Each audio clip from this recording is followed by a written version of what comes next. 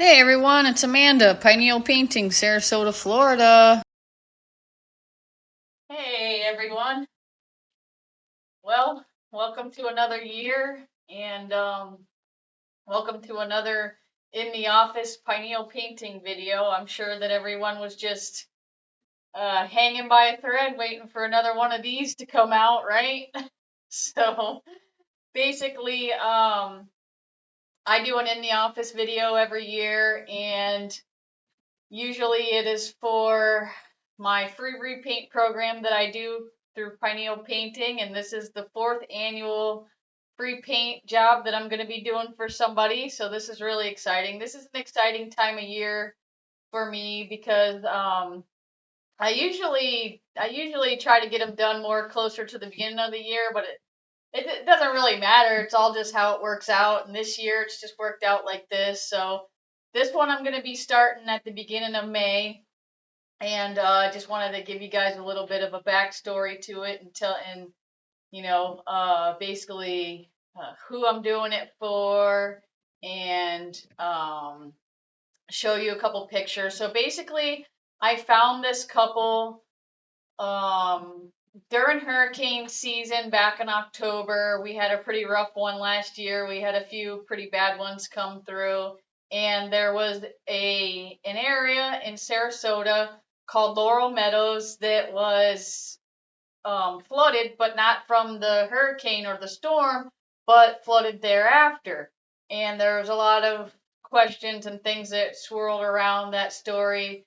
Basically, a lot of the residents were really unsure why their area got flooded, because that area is not in a flood zone and never flooded before and wasn't supposed to flood. So it basically caused a lot of questions to pop up. But anyway, so I found this couple because I saw the story, and I thought that they would be a really good candidate for the program because they basically have really went through it with the hurricane, and I like to help vets. I like to help hurricane damaged, properties, and basically my program gets a misconception sometimes because people tend to think that it has to be like the most needy person on the block, but that's not really what my program is about. This program is just about helping people in the community and just giving back, just um, doing things for people who have been through a really tough time, or someone who has served the community, and it deserves for somebody just to do something nice for them. So when I picked this couple, um, basically, I reached out to them. Well, what happened was I found I reached out to another woman first, and she basically was like, we already have our work contracted, and it's very nice for you to offer, but I know somebody who really, really could use the help. And um, so she got me in contact with Kelsey. So the name of the family that I'm gonna the woman, the homeowner that I'm gonna be helping this year, her name is Kelsey. I'm not gonna really I try not to put too much personal information about the people out there. It's just, how it is. It's the internet. And so we'll just call them Kelsey. She was on the news a couple of times, and I was unaware of it until after I had spoke with her, and I went and met with her. And their story is pretty amazing. They have a special needs son, and it was really, if you could only imagine having to, um, have all that going on in the middle of a storm, and then have the home be damaged and can't move back into it, and your whole life gets upended. And then on top of it, they didn't have flood insurance because nobody had flood insurance out there. 84 homes, I believe, and I think only like 2 people had flood insurance, so they really had a rough. Everything's pretty much been out of pocket. Some other people have helped them and have helped a lot of people in that community, I believe. And there was some GoFundMe's that were raised and things like that. So, all right, let me show you a little bit. Um, so the neighborhood, okay, so this is an aerial shot that Kelsey sent me over of the neighborhood. And this house right here was their house where the yellow, the house is circled here. So basically that's how much water and flooding that they had. It was really bad. Um, she also sent me over this picture is the master bedroom, the master bathroom. So you can see that this is the tub here and all the water was just, I mean, if you could imagine, your house filling up with water and all of your belongings. So not good, not good at all. This is a picture of the back of the house. Um, so this is their house, the yellow one here, and behind the fence here. And so I think you can tell if you look where the air conditioner is against the back of the house there, you can see how much water that they had. So it's just terrible, terrible. So this is a picture she sent me of the street. The whole street was flooded. This was their street after everything had happened. So you can see the mailbox here. This is the mailbox in the front left corner right there. Look how underwater it is. So basically, um, let me see, what's this? All right. So I've got a news clip here. Are still submerged in water, and tonight there are new concerns about the possibility of more flooding.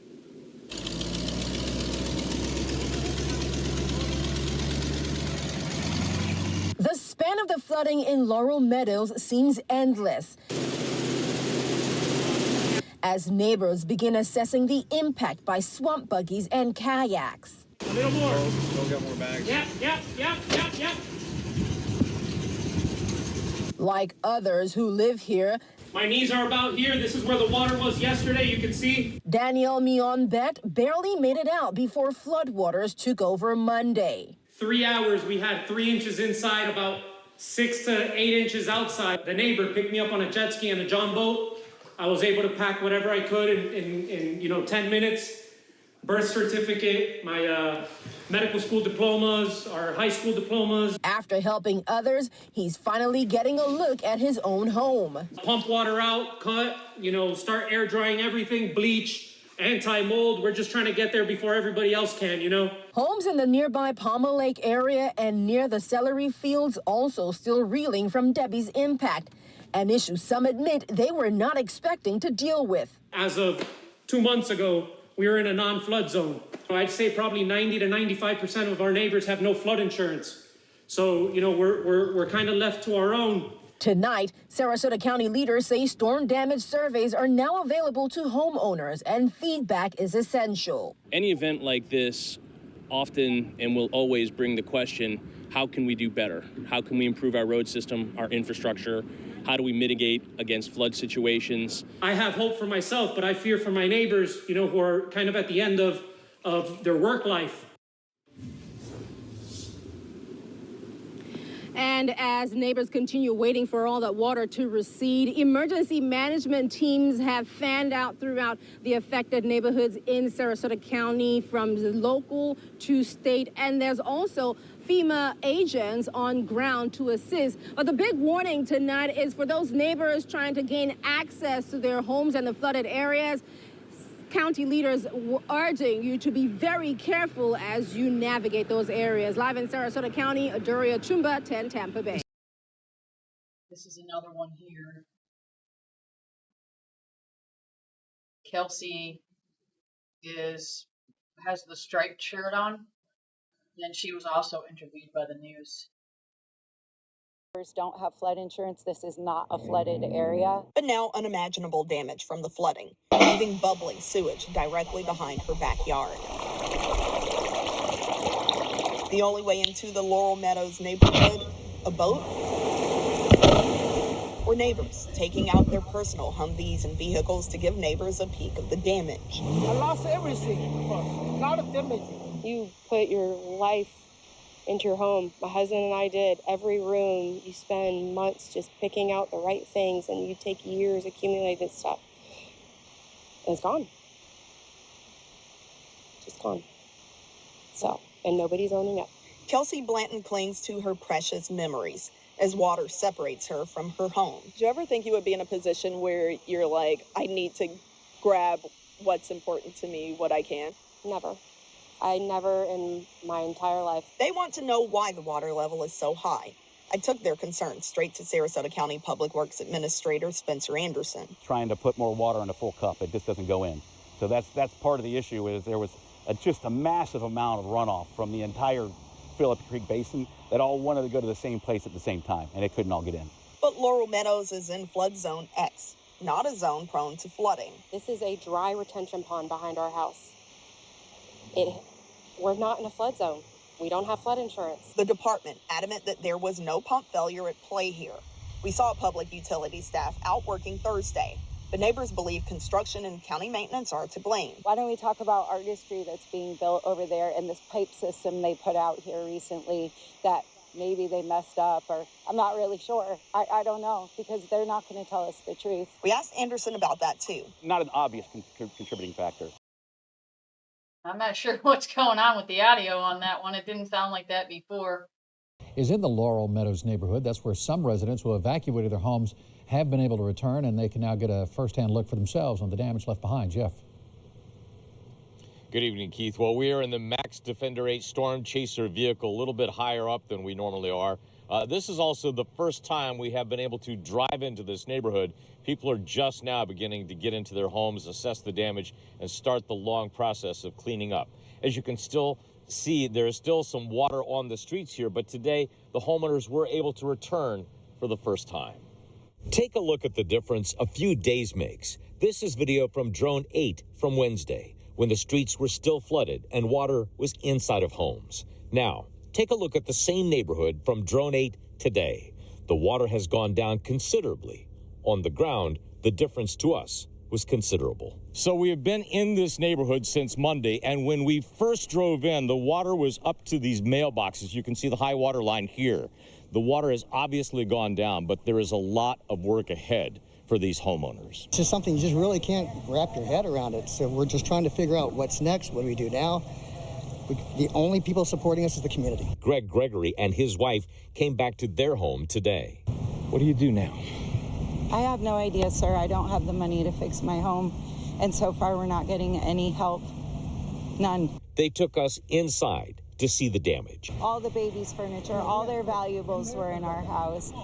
4 cats, 2 dogs to rescue. For them, just talking about it isn't easy, but they want their story told because they say the whole neighborhood needs help. We need FEMA.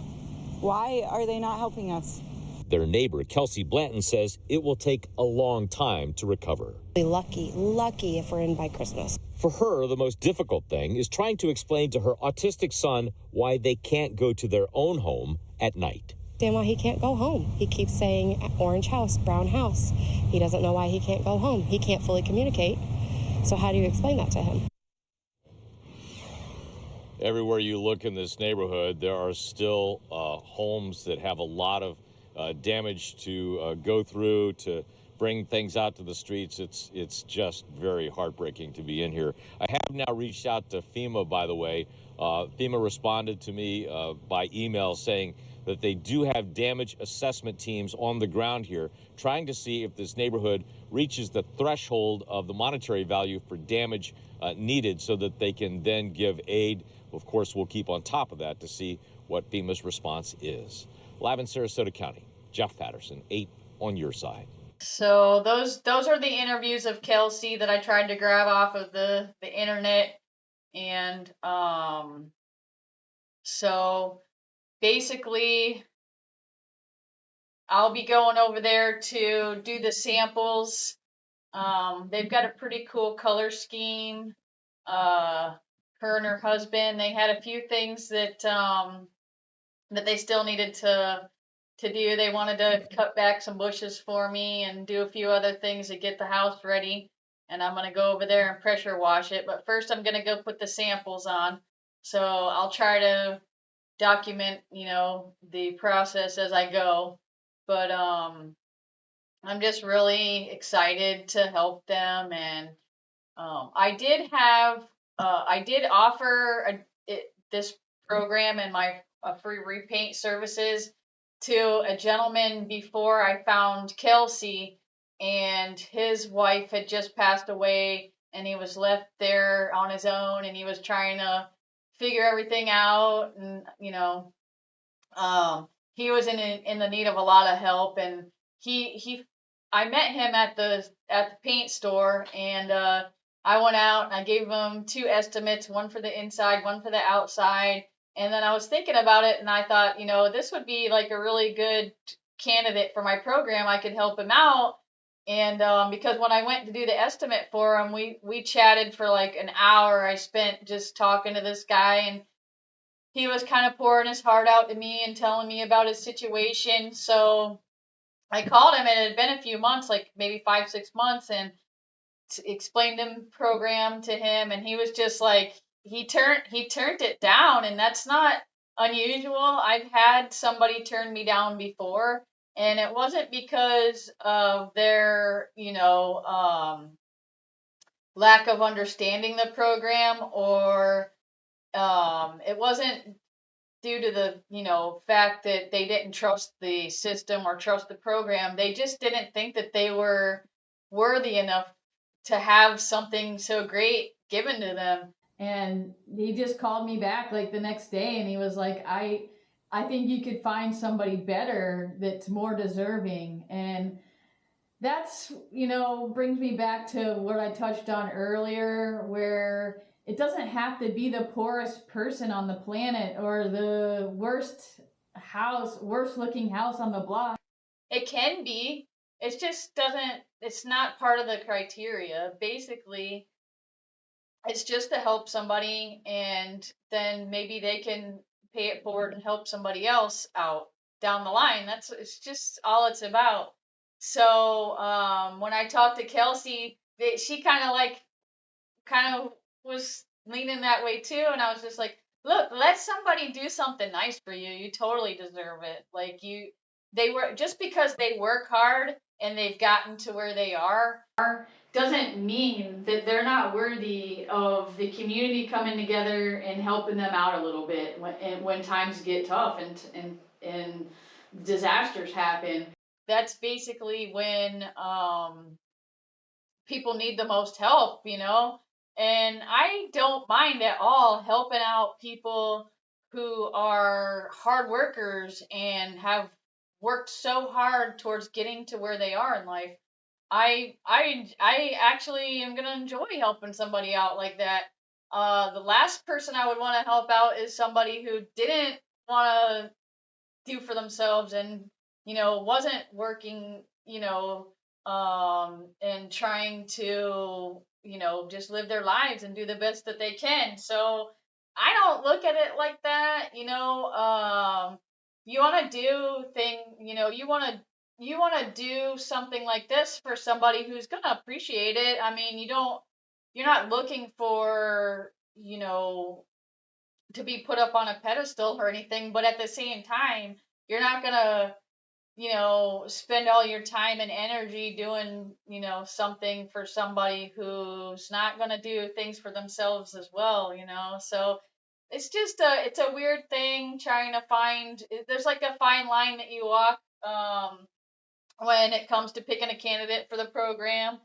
You don't want to be insulting, and you don't want to make the person feel bad like they're taking a handout, because a lot of people don't like to feel like that. But it's not about that. It's just about, let somebody do something nice for you. You've done things for people, so I'm really excited to see what this might turn into.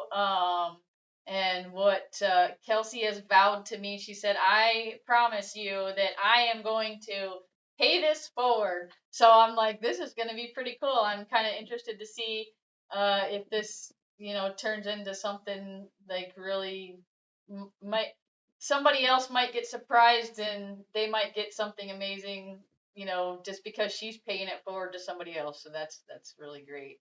So that's going to wrap it up. I usually only do one of these a year where I get in the office, and I've actually I had this leftover wood from my spray booth, so I threw it up on the wall, and it was kind of like just a thought for storage. I was like, I can store it that way because I didn't know where to put it. And then it kind of just turned into like, well, it kind of doesn't look that bad as a background, so I threw that on, and then I threw a little bit of trim on the bottom, so trying to like make it look a little bit better in here anyway. But so, all right, you guys, if you're interested in at all about the program and how it's going to turn out, and Kelsey and the family over there and everything else, then check back in because I will be posting. I'll post whatever I can. I mean, I get busy hard at work doing the work as well too. So it's like it's like trying to film it and do it. But I'm gonna I'm definitely gonna document it because it's just so much fun. I love to do it as a hobby anyway. So I hope everyone's well. 2025 already. I can't believe it's almost May, and everything's going good. I've been busy, which has been good. This month I'm slammed. I had a little bit of an unfortunate thing that happened on March 20th. I had to say goodbye to my cat, and she just came down with a cold over the winter time, and I thought she just had a respiratory issue going on. And so I took her into emergency, and they did all the typical tests. Everything came back negative, which I thought was great. I figured we're gonna give her some antibiotics or maybe a shot and be out of here and get home. And they did X-rays, and then it took them like an hour and a half just to figure out what was going on. And the doctor said she had to get 3 other techs involved because she said it was so rare what was on the X-rays that they didn't even really know what. Basically, they figured out that it was a congenitive growth that she had from birth, and it was on her lung. It was pushing her lungs. They said that if she was a dog, she wouldn't even be alive. That cats are so much more resilient and stronger, and that cats can live through a lot more horrendous things than dogs can. And they basically said that they could try surgery, but that she would always be susceptible to being sick and suffer, that she was suffering. So basically, the decision had to be made pretty quickly, which is unusual because usually you have time to wrap your head around it, and you call, you schedule it, you make the appointment, and you kind of can get yourself to a place where you're a little bit prepared for it. But this time I was blindsided, and I had to make a quick decision, and I just couldn't let her suffer. I'm not a selfish individual, and I just knew what was best for her. And so I had to say goodbye to my little acorn. So that happened last month and threw me off a little bit. But I got a call from a really good friend of mine, and he said, look, before we moved to Florida, I was in the emergency vet, and this older man came in with a dog, and the dog could barely walk, and it was suffering so bad it had cancer.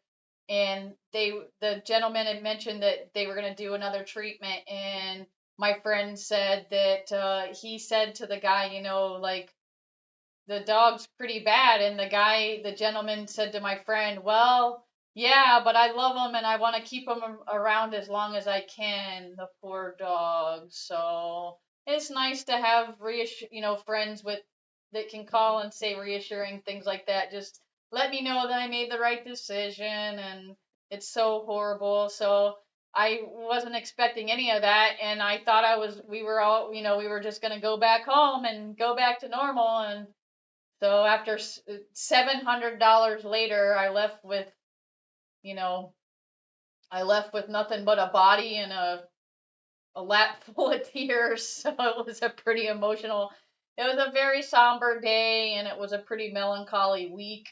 But it gets a little bit better and over time, and so that's my little tidbit. Got to keep it real, and this isn't just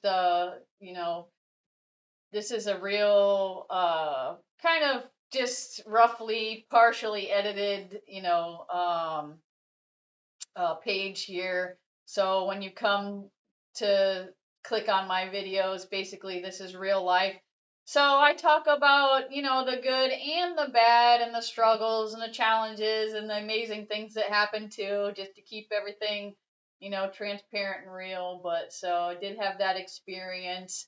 But we're getting ready to have a really awesome experience here with this free repaint. And I am actually, in 2 weeks, I will be out there, I think not next 2 weeks. I will be out there and I'll be putting the samples on. So catch up with you guys then. Thanks. See ya.